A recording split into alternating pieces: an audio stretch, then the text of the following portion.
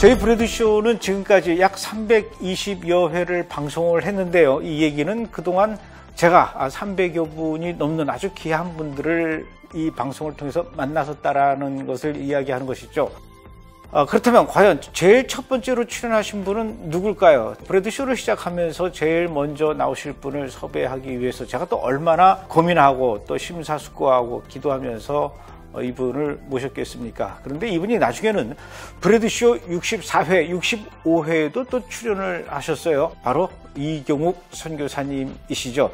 그래서 오늘은 이경욱 선교사님 만나 뵙기 위해서 대구로 찾아왔습니다. 선교사님 반갑습니다. 안녕하십니까? 네, 반갑습니다. 요즘 팬데믹 시대입니다. 어디 많이 다닐 수도 없는 그런 시대인데 어떻게 요즘 지내시는지 요즘 근황하고 우리 브래드 TV 시청자들 오래간만에 만나니까 인사 좀 해주시죠. 네, 브래드 TV 시청자 여러분 안녕하십니까?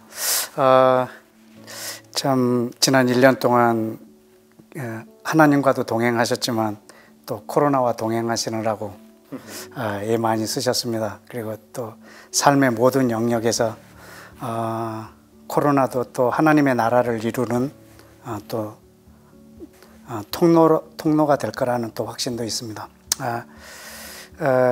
뭐 저 개인적인 삶은 코로나 이전이나 이후나 별로 다를 바는 없는 것 같습니다. 늘 이곳에서 이제 기도하는 일이 또 저의 일이라 하나님의 나라를 날마다 구하고 있고, 이제 요 근자에는 이제 또 인터넷을 통해서 제 설교가 여러 번역이 되고 자막으로 올라가고, 또 그렇게 해서 제가 쫓아다니면서 하는 일보다 또 인터넷과 유튜브가 또 하는 일들이 또 효과적으로 많이 있는 것 같습니다.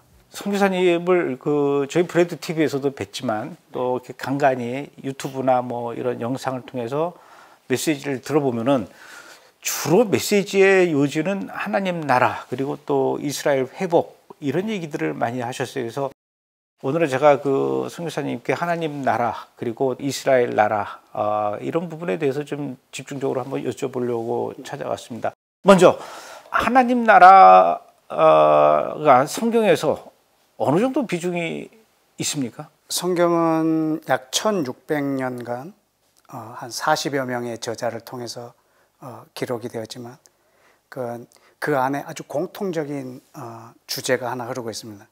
모든 신학자들의 공통된 의견 중에 하나가 성경 전체의 주제 하나를 말한다면 거의 대부분 하나님의 나라라고 말하는데 이견이 없을 만큼 그렇게 지대하게 성경 전체를 차지하고 있습니다. 요한복음 5장에 보면 예수와께서도 이 성경은 나에 대하여 기록해 놓은 거다라고 예수와께서 말씀하신 것이 있지만, 사실 예수와께서 이 땅에 오신 이유가 자기를 위해서 오신 것이 아니거든요.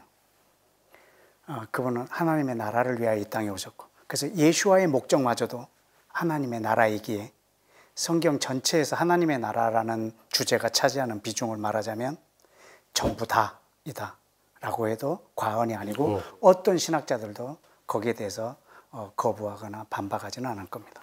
제가 질문이 하나님 나라 어디 있는 겁니까? 이 지구상에서 하나님 나라가 이루어질 수 있는 겁니까? 아니면 하나님 나라는 하늘에 있는 겁니까? 하나님의 나라에 대한 강조하는 점은 신학자들마다 다 다르고 다 달라요? 또 관심 있는 영역에 따라서 다 다릅니다. 어떤 이는 하나님의 나라가 예수와 그분 자신이시다, 그리고 그분은 하나님의 나라이면서 동시에 하나님의 나라의 선포자다 라고 하는데 또 동의합니다. 또 어떤 분은 하나님의 나라는 이 세상과 별도로 영적인 실체이다 라고 또 정의를 내리고 있는 분도 있고, 또 어떤 분은 하나님의 나라는 개개인의 심령 안에 임하는 나라이지 어떤 장소에 임하는 나라가 아니다 라고 이렇게 주장하시는 분도 있고, 또 어떤 이는 성령의 능력으로 귀신이 내어 쫓기면 그곳에 하나님의 나라가 이미 임했느니라, 예수와의 이 말씀 때문에 하나님의 나라는 성령의 능력으로 귀신이 떠나고 병든 자들이 치유되고 하는 그곳이 하나님의 나라이다 라고 주장하시는 분도 있고, 또 어떤 분은 하나님의 나라는 영광스러운 교회의 회복이다 라고도 말을 하기도 하고, 또 어떤 이는 이스라엘의 회복이며 동시에 하나님의 나라는 확장된 이스라엘이다 라고 하나님의 나라를 정의 내리시는 분도 있고, 또 어떤 이는 예수와께서 재림하시고 이루실 천년왕국, 천년 동안 이 땅을 통치하시는 그것을 이제 하나님의 나라라고 이제 말씀하시는 분도 있고, 또 예수와께서 이제 영원토록 앞으로 함께할 그 미래에 있어질 그 영원한 하나님의 나라, 그것을 또 하나님의 나라라고 정의를 내립니다. 그러나 이것이 각기 다르느냐? 아니고 이건 어느 정도 다 진리를 갖고 있어요. 그래서 사실은 이것이 하나로 모아져야 하나님의 나라의 원 그림을 그릴 수 있을 만큼, 그러나 관심이 있는 분야에 따라서 다 다른 거죠. 예를 들어서 예수님이 이 땅에 오셔서 피를 흘리셨다. 뭐 때문에 흘리셨냐? 그럼 어떤 이는 우리 죄를 사해 주시려고, 어떤 이는 인류를 구원하시려고, 또 어떤 이는 사단을 그 피로 멸하려고, 또 어떤 이는 유대인과 이방인을 하나가 되게 하려고, 어떤 이는 우리를 하나님의 임재 앞에 지성소까지 들어가게 하시려고. 그런데 자기가 강조하고 싶은 것이 있거든요. 그러나 이것을 하나하나 우리가 주장하기보다는 그 역할 전체가 하나로 모아져서 예수와의 피의 어떤 능력, 그것이 이 땅에 실현되어지는 것을 다 경험하는 것이 옳다고 생각합니다. 이 하나님의 나라에 대한 개념도 다 하나로 모아졌을 때, 그렇습니다. 그게 이제 진짜 하나님의 나라군요. 그렇습니다. 그 주로 개념적이네요. 그 관념적이고 이렇게 실체적이거나 뭐 이렇게 그러지는 않고. 제가 이거 지금 시청각 교재로 이렇게 하나 만들어 봤는데요.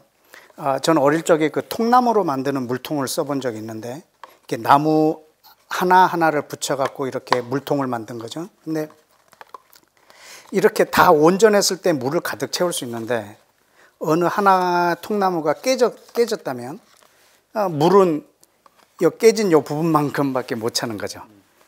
근데 하나님의 나라를 우리가 관심이 있어 하면서 어느 하나를 무시한다면 이런 현상이 벌어지겠죠. 예수님의 피, 그건 우리 죄사함만을 위한 거다라고 해서 날마다 회개할 때만 그 피를, 우리가 그 피의 의미를 묵상한다는 것은 예수님께서 전 인류를 하나로 만들려고 흘렸던 그 피의 의미는 우리한테도 완전히 퇴색되어 버리는 거죠. 그러면 예수 그리스도께서 피 흘린 의미를 우리는 이만큼밖에 우리는 감당할 수가 없는 거죠. 선교사님이 이렇게 준비하신 거죠? 네. 가위로 다 잘라서. 네. 야, 컵도 어떻게 이쁜 걸 준비하셨어요, 선교사님답게. 그러면 하나님의 나라하고 어딘지 모르지만 네. 하늘나라, 네. 그거하고는 또 다른 개념입니까? 예, 천국이라고 하는 말에 우리의 번역이 하늘나라와 하나님의 나라인데, 사실은 하나님의 나라를 마태복음에서는 하나님의 이름 대신 하늘을 썼기 때문에 우리는 천국으로 번역을 했습니다. 그러나 천국이라고 하는 말을 우리는 들으면 내가 죽어서 가는 나라다 생각하지만, 예수와는 이 땅에 하나님의 나라가 임하도록 우리가 할 때 기도하라고 했기 때문에 우리는 하나님의 나라를 이 땅에 오게 하는 것이 우리 그리스도인의 삶이고, 예수와도 이 땅에 하나님의 나라가 오게 하려고 이 땅에 오셨고, 그럼 우리는 그의 제자라면 이 땅에 하나님의 나라가 오게 하는 거죠. 그런데 그 하나님 나라에서 네. 이스라엘 나라, 네. 어느 정도 또 그 비중이 있고 어떤 의미가 있습니까?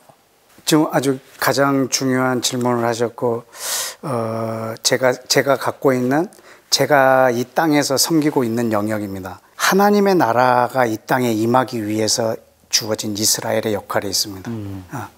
근데 그 이스라엘이라고 하는 그 나라의 역할을 완전히 무시한 채 우리가 하나님의 나라를 꿈을 꿀 수 없다는 것입니다. 왜냐하면 하나님께서는 하나님의 나라를 이 땅에다가 두시려고 이스라엘이라는 나라를 선택했기 때문에, 하나님의 나라를 꿈꾸면서 이스라엘을 배제시킨다. 그러면 우리는 그 하나님의 나라의 개념이 굉장히 관념적이 되어버립니다. 그냥 영적인 나라, 보이지 않는 나라. 그러나 사도행전 1장에 보면 예수와께서 부활하시고 40일 동안 제자들에게 하나님 나라의 일만 말씀하십니다. 그러니까 어떤 이가 죽었다가 살아난 다음에 할 수 있는 말들은 가장 중요한 것일 겁니다. 예수와가 죽었다가 살아나셔서 40일 동안 하나님 나라 이야기를 제자들에게 했습니다. 그걸 들은 제자들은 바로 사도행전 1장 6절에서 질문합니다. 그러면 그 나라 이스라엘이 회복되는 때가 지금입니까? 물어봅니다. 예수와는 하나님 나라를 이야기했는데 사도들은 이스라엘 나라의 회복을 묻습니다. 그건 너무나 당연한 거예요. 왜냐하면 이스라엘 유대인들에게 하나님의 나라는 이스라엘이니까. 그런데 이방인에게는 생각이 좀 다릅니다. 이방인에게 하나님의 나라는 영적인 나라예요. 보이지 않는 나라예요. 유대인들에게는 하나님의 나라는 이스라엘 나라예요. 그럼 어느 것이 맞느냐? 이 두 개가 합쳐져야 됩니다. 하나님의 나라가 영적인 나라이기도 하지만 하나님의 통치는 이 땅에 임해야 되는, 그렇게 하기 위해서 택한 이스라엘, 거기에 자기의 보좌를 두셔서 통치할 예루살렘, 왕의 보좌가 있을 곳, 그 통치를 통해서 이스라엘에서 온 열방을 통치하시는 예수와의 나라를 우리가 기대한다면, 그분의 재림을 기대하는 것은 그분의 통치를 기대하는 거거든요. 내가 들림받을 것을 기대하는 것이 아니라 그분이 왕으로 오셔서 천년간 통치하실 것에 대한 그 기대함으로 우리가 그분의 재림을 기다리고 있기 때문에, 우리는 그분이 이 땅에 오셔서 자기의 보좌를 두실 그 예루살렘, 그 이스라엘을 하나님의 나라에서 배제한다는 것은 이 하나님의 나라에 사실은 관심이 없는 거죠. 그래서 이스라엘이라는 나라가 하나님 나라에서 그렇게 중요한 위치를 차지하고 있습니다.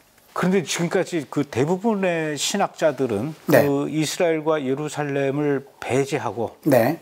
그냥 이스라엘과 예루살렘을 영적으로만 생각하고 그러면서 하나님의 나라가 임해서 예수님이 재림하시고 통치하는 것을 이야기해 왔습니다. 네. 그거는 그 신학이 잘못된 겁니까? 아니면은 그렇게 이해하지 못하도록 사탄이 이렇게 목사님들의 이 지혜를 막아는 겁니까? 사단이 제일 겁내는 것은 한 사람이 전도되는 것 이런 게 아니라 예수와가 이 땅에 오는 것입니다. 그날은 그 사단의 나라는 완전히 종결될 거기 때문에, 말씀하신 대로 사단의 전략이기도 하겠죠. 이방인들에게 이스라엘을 보지 못하게 하는 것, 또 유대인들에게는 예수와를 보지 못하게 하는 것이 그들에게 주 목적이 되겠죠. 그러나 하나님이 아브라함을 택하실 때 내가 너에게 지시할 땅으로 가라라고 하는 것이 그분의 세계 구원의 시작이거든요. 내가 지시할 땅으로 가라. 그리고 내가 너를 큰 민족을 이루겠다. 그리고 너로 모든 민족을 축복하겠다. 이 말은 내가 지시할 땅으로 가라. 그 땅은 내 것이다. 하나님이 자기의 영광과 권위와 자기 이름을 위하여 따로 떼놓은 땅이 있는 거죠. 그리고 그 땅에 아브라함이 머물게 했고, 그리고 그 민족을 이루게 했고, 그 민족의 왕이 예수와였고, 이 예수와가 모든 민족, 온 세상을 통치하는 이 하나님의 나라의 전체의 그림을 사단은 우리 모든 이들에게 못 보게 해버리는 거죠. 그것이 대체신학이 해놓은 아주 놀라운 일이라고 생각합니다. 맨 처음에 제가 질문했을 때 네. 하나님의 나라가 어디 있냐 이렇게 했을 때 하나님의 나라에 대해서 대부분의 신학자들이 개념적이고 관념적으로 설명을 하고 물리적이고 실체적으로는 별로 이렇게 설명이 안 된다, 제가 이렇게 말씀을 드렸거든요. 네, 맞습니다. 그런데 지금 또 송교사님은 하나님 나라란 그 예수님의 재림과 통치가 이루어져야 되고 그러기 위해서는 예루살렘이라고 하는 어떤 물리적인 지역을 얘기하셨어요. 그 땅이 회복이 돼야 된다고. 서로 모순되지 않습니까? 그래서 아까 그 여러 가지의 하나님의 나라의 견해들을 다 이렇게 말했던 이유가, 어떤 사람은 영적인 나라, 어떤 사람은 실제적으로 이 땅에 임하는 나라, 귀신이 내어 쫓기는 것, 이렇게 각기라고 했지만 하나도 소홀히 할 수 없다라는 게 바로 그런 의미입니다.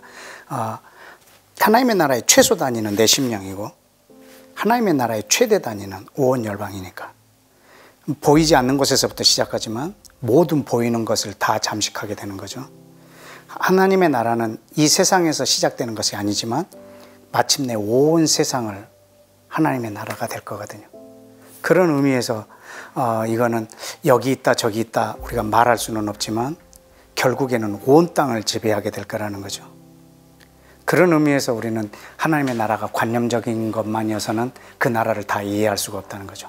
아까 이 컵에 비유한 것처럼 하나님의 나라를 우리가 온전히 이해하기 위해서는 예루살렘의 그 역할들을 분명히 알 때 우리는 하나님의 나라의 온전한 삶을 이 땅에서도 미리 경험할 수 있다는 거죠.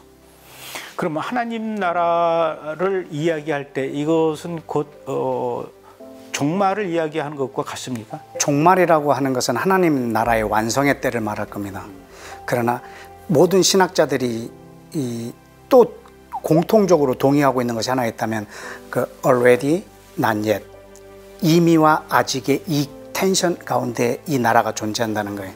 그래서 이미 임한 나라와 아직 완성이 되지 않은 나라 사이에 우리가 지금 살고 있다는 거죠. 이미 임했다는 것은 우리가 이미 그 나라에 들어와 있고 그 나라를 살고 있다는 거죠. 하나님의 나라를 살고 있는 사람이 이 예루살렘의 회복을 꿈꾸지 않는다는 것은 어떤 면에서는 아주 거짓일 수도 있다는 거죠. 그러면 유대인이 생각하는 하나님의 나라하고 또 이방인, 유대인이 아닌 이방인이 생각하는 하나님의 나라하고 개념적 차이가 있습니까? 예, 그건 아주 유대인들은 아주 공간적인 개념일 거고 이방인들은 영적인 개념을 갖고 있습니다. 그게 제가 유대인 쪽으로 생각을 자꾸 하는 것 같아요. 예, 그러시죠. 하나님의 나라에 대한 것은 우리가 이 두 가지가 공존한다는 거죠. 이미 내 심령 안에 임했지만 온 땅에 임할 거라는 것을 우리가 염두에 두고 살아야 된다는 거죠. 내가 그 나라를 거듭남으로 들어가긴 했지만 그것은 하나님의 나라의 시작입니다.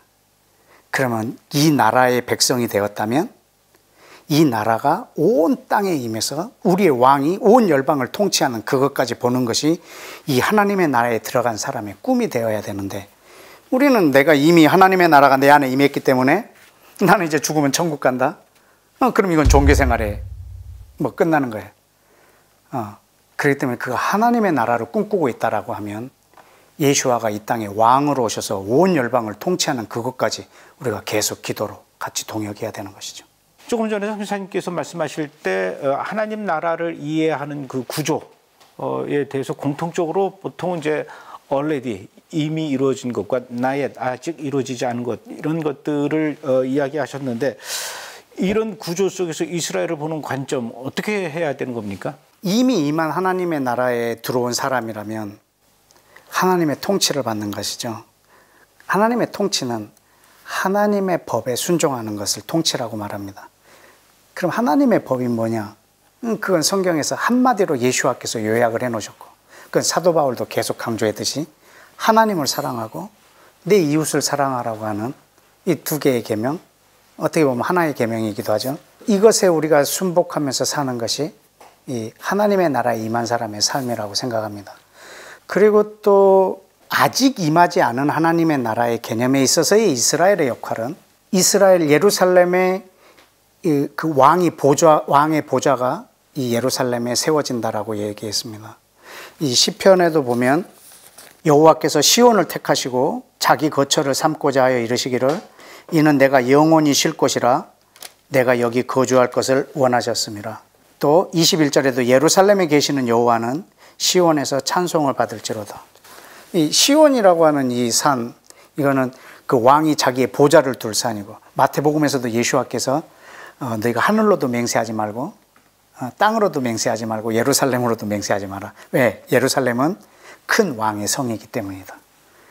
그것은 그 예루살렘은 왕이 통치하실 그 통치의 중심지이기 때문에 그렇습니다. 그래서 아직 임하지 않았다는 것은 예루살렘이 완전히 회복되지 않았다는 말입니다. 그러면 하나님 나라의 미래의 개념은 장차 올 개념은 그것이 완성되는 때를 말하겠죠. 그런데 가끔 이렇게 보면은 아주 신실한 기독교인의 경우 네. 대화 중에 하나님 나라를 위한다 또는 하나님 나라를 구한다 이런 이야기를 하면서도 정작 예루살렘과 이스라엘의 회복에 별로 관심을 갖지 않는다거나 네. 더 나아가서 반유대주의를 갖고 있다든가 오케이. 이런 분들이 있거든요. 네. 이런 분들은 하나님 나라에 대한 개념을 잘못 이해하거나 잘 몰라서 그러는 겁니까? 그러면? 네네. 그런 사람들을 마치 뭐 비유를 들자면 과거에 이스라엘 국가를 세우려고 하는데 중동과 하도 분쟁이 일어나니까 유엔에서 대안을 제시했잖아요. 그 뭐 남아프리카 공화국이나 또 알래스카, 그다음에 아르헨티나 이쪽에다가 유대인 국가를 건설을 해주자 이렇게. 이건 하나님의 이 언약과 의미가 없는 거죠. 마치 우리 대한민국이 지금 일제 치하에 있는데 독립운동하는 사람들이 하와이에서 하고 있는 거예요. 하와이에 나라가 생길 뻔했죠. 그렇죠. 예를 들어서 하와이에서 하와이에 대한민국을 독립시키려고 하는 거죠. 근데 그거는 그 독립이라는 것에 말에 의미가 없는 거잖아요. 그렇죠. 예. 정말 이 대한민국의 독립을 원한다면 이 땅에서 이루어져야 되기 때문에, 그래서 이 땅에서 가장 가까운 그 상해나 이런 곳에 임시정부를 두고 이 땅의 독립을 기대했던 것처럼 우리는 하나님의 나라를 꿈꾼다고 하면서 이스라엘에 대해서 관심이 없는 게 마치 이런 것과 같습니다. 그래서 저희 브레드 TV를 그런 분들이 보신다면은 하나님 나라가 뭔지에 대해서 제대로 이해하는 그런 우리 선교사님의 말씀도 듣고, 네. 또는 이스라엘 회복을 왜 우리가 위해서 기도해야 되는지 이런 것도 브레드 TV에서 소개를 하니까 또 브레드 TV 보면 되고, 네. 그 브레드 TV에서 그 두 가지 면을 다 지금까지 설명하고 있는 부분이네요. 네, 맞습니다. 아주 그 훌륭한 영역을 감당하고 계십니다. 제가 그 얘기 들으려고 한 게 아니에요. 네. 그러니까 결국은 이스라엘의 회복은 이스라엘뿐만 아니라 전 지구적 회복을 가져오게 되는 것인데, 인류 회복을 향한 하나님의 그 시나리오 속에서 이스라엘의 그 부르심 도대체 어떤 겁니까? 최초에 아담이 범죄하지 않았다면 하나님은 이스라엘을 택할 이유도 없으십니다. 아브라함을 부르실 이유도 없고, 아브라함을 부른 이유는 아담이 잃어버린 에덴을 찾기 위해서입니다. 그래서 이스라엘이 회복된다는 것은 결국은 에덴의 회복을 말하는 거죠. 이스라엘의 회복, 이스라엘과의 화해는, 하나님과의 관계 회복은 사실은 하나님과 전 인류, 전 지구적, 우주적 회복이죠. 로마서 8장에 보면 모든 피조물들도 그들이 회복되는 것을 위해서 고대하고 있다라고 했는데, 그것이 아마 그때 이 땅에 그것이 완성되어졌을 때 모든 피조물까지 처음 에덴의 그 영광을 회복하게 될 것입니다. 지금은 사단이 그것을 빼앗아서, 불법으로 뺏어서 이 땅을 황폐하게 만들어놨고, 하나님의 나라를 지금 자기가 점령한 상태이지만 곧 그 사단의 모든 권세가 빼앗기고 하나님께서 다시 처음 아담에게 줬던 그 권세를 우리 가운데 회복시켜 주실 것입니다. 전 인류에 하나님의 나라가 임하게 하기 위해서 하나님은 이스라엘을 택하셨죠. 그래서 이스라엘의 역할 자체가 열방의 제사장 역할입니다.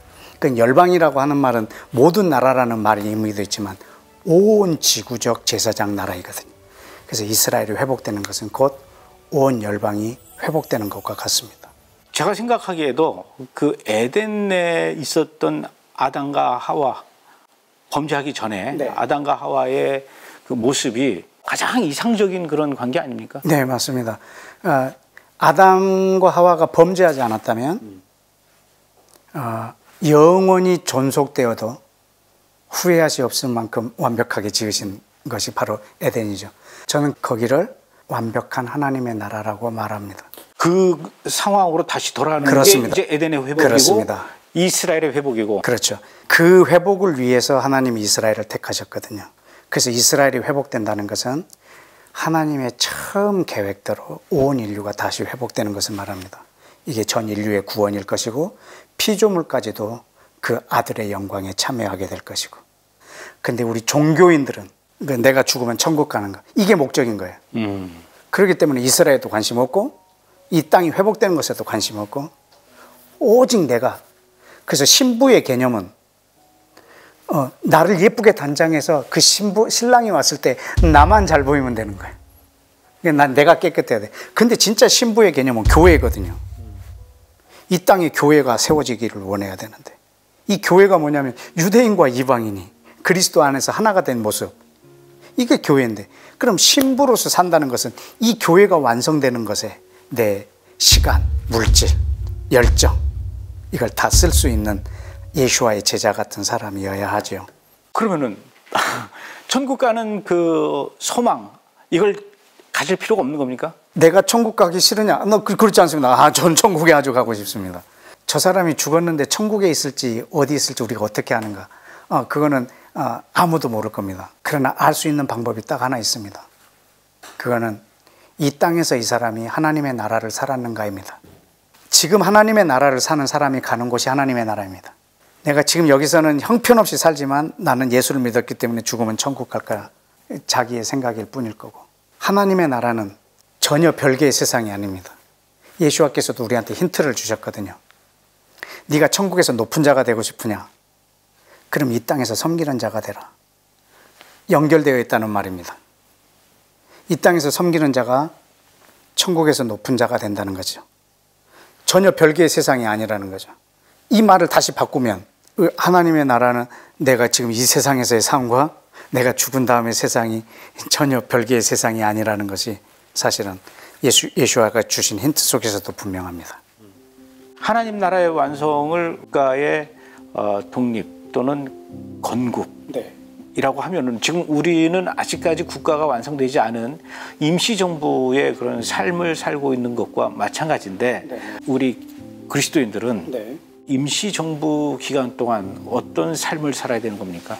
우리나라도 일본이 강제 점령했지만 헌법을 가지고 임시정부를 살아서 대한민국을 살아간 사람들이 있습니다. 지금도 사단이 이 땅을 강제 점령했고 우리는 그 속에서 하나님의 나라를 지금 살아가는 것입니다. 하나님의 나라의 삶을 어떻게 살아야 되는가를 이렇게 정리를 했습니다. 17개 17조로 되어 있습니다. 네네.